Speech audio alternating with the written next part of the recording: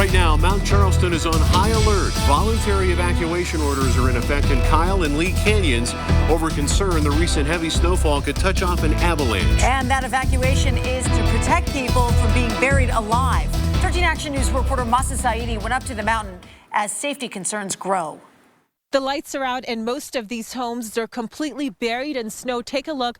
We can't even figure out how to get to the front door of this home if we wanted to, and we are seeing scenes like this all over this community. We want to show you the accumulation. My tape measure records more than a foot of snow. Now picture this and more up on the mountain. Consider that slope, and you can see why that evacuation notice is underway. It's voluntary. One man tells me most people are just hunkering down instead of packing up. This is one of the few driveways that's actually cleared. You see the mounds of snow piled on top of these cars.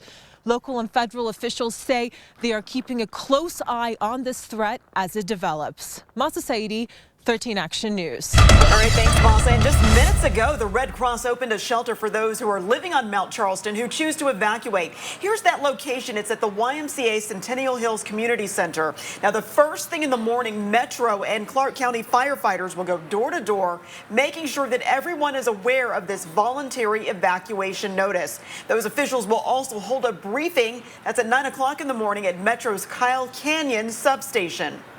The Lee Canyon Ski Resort is working to dig out from under all that snow as well. It's seen 108 inches of snow in just 14 days.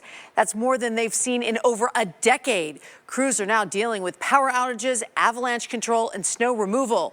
The resort was hit so hard it had to close yesterday and almost shut down again today.